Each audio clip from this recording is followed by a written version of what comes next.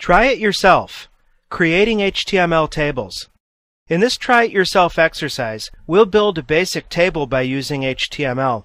You can find the completed solution file in the book's Code Listings archive. Look in the Hour 3 folder and look specifically for the file hour0305.html.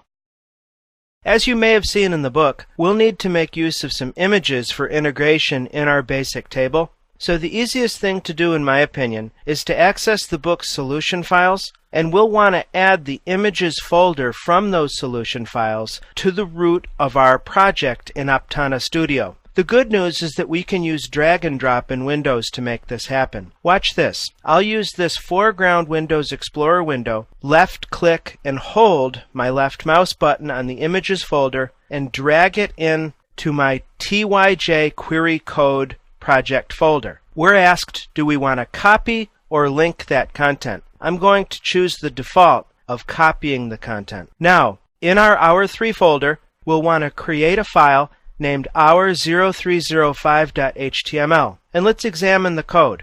In order to give ourselves more room to move, we can use this split bar to adjust the separation between the project window and the content window at right. I want to draw your attention specifically to the reference to those images. You'll note that we use the syntax ...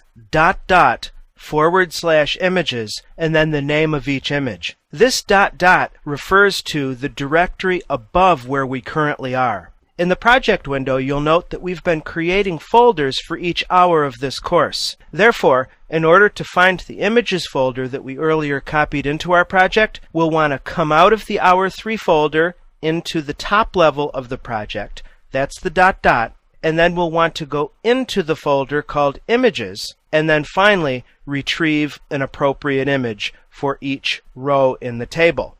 As you may have seen in the book already, this particular table consists of 3 columns, where the third column uses the colspan property to combine 2 columns. So in effect, the third column is really 2 columns. Without any further ado, let's run the file and load it into our web browser so we can see exactly what's going on with that file. Here are our images appropriately displayed in line in the table. Here's our table caption. Here is our T-head elements, and then of course we have 3 TRs to represent the 3 table rows that exist in this table. As I mentioned earlier, if you have the screen real estate to do so, I find it's most helpful for learning purposes to arrange the Aptana code window either side by side or above and below the resulting rendered HTML, so you can immediately see on one screen the effect of your HTML code on the finished product.